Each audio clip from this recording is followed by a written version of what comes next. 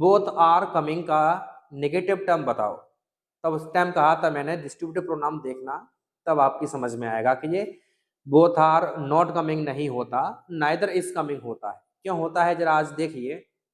आज का अपना टॉपिक है डिस्ट्रीब्यूटिव प्रोनाउन।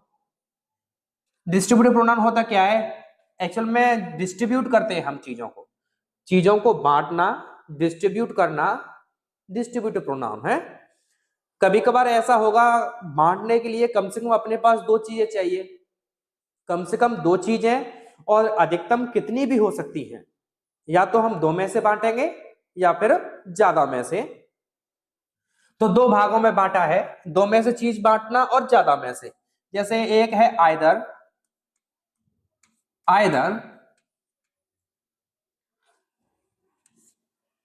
दो में से एक।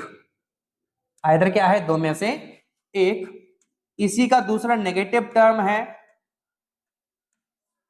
नाइदर। नाइदर का मतलब होता है दो में से कोई भी नहीं, यानी जीरो। तीसरा है आपका बोथ। बोथ का मतलब होता है दो, और दो है मतलब दो वस्तुओं में से दोनों की दोनों ही दे दी उसको, बोथ। एनी किसी के पास कोई ज्यादा चीज है, ज्यादा मान लो 1000 मान लो, ज्यादा में से एक चीज दे दी तो एनी। याद रखना ये दो में से एक चीज दे रहा है तो आइदर है, और ज्यादा में से दे रहा है, दो से कितनी भी ज्यादा हो सकती हैं तो वो एनी के केस में आएगा, एनी। फिर आता है आपका ऑल। ऑल का मतलब क्या है कि 1000 चीज है या ज्यादा चीजें, एटलीस्ट दो से ज्यादा तो होंगी ही, ज्यादा है यानी जितनी है उतनी सभी की सभी दे दी किसी को।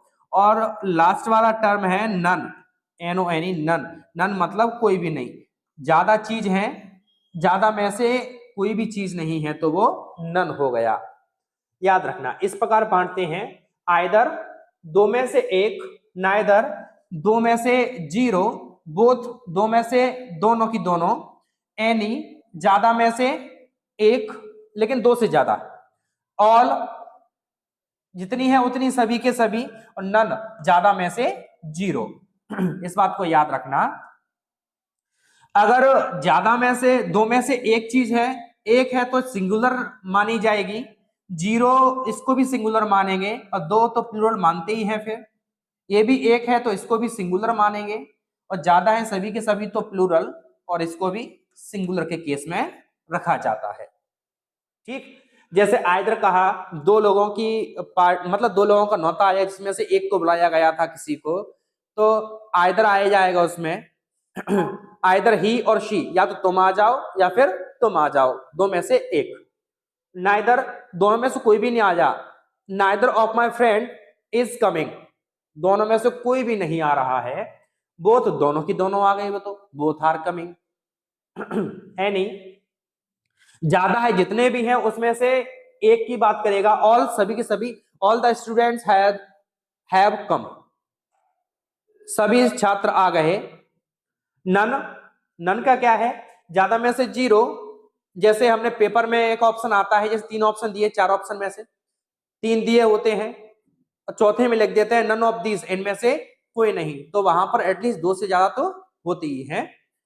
तो ये केस में, जैसे कि आपने पूछा था कि सर वो टर्म बताओ, जैसे both are coming, both are coming, तो इतना याद रख लो, इसका नेगेटिव टर्म बनाया था मैंने।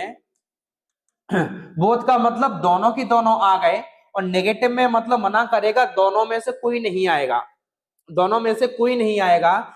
तो कौन सा टर्म बनेगा आपका, कौन सा टर्म बनेगा, दोनों में से कोई भी नहीं आएगा तो ये वाला टर्म बनेगा। फिर तो दोनों की दोनों आ गए तो बोथ था, दोनों में से कोई भी नहीं आएगा तो ये वाला टर्म। तो बोथ की जगह पर बोथ की जगह पे नाइदर लिखना पड़ेगा हमें, क्योंकि नाइदर पहले से नेगेटिव होता है। नाइदर का मतलब होता है नो प्लस आइदर, नाइदर का मतलब होता है नो प्लस आइदर, जिसका मतलब नाइदर, आइदर का मतलब एक और नो मतलब नहीं, यानी एक भी नहीं, यानी जीरो। तो वैसे ही क्या होगा, बोथ आर कमिंग का नाइदर, बोथ को उठाकर नाइदर,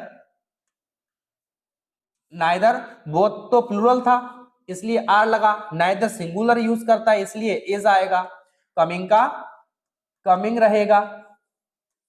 इस प्रकार से उम्मीद करता हूं कि आपकी समझ में आया होगा ये कि बोथ हटाकर उसके यहाँ पर नाइदर क्यों लगाया, बोथ आर नॉट कमिंग क्यों नहीं था, क्योंकि बोथ आर नॉट कमिंग कहीं भी एडजस्ट नहीं करता, याद रखना है इस बात को।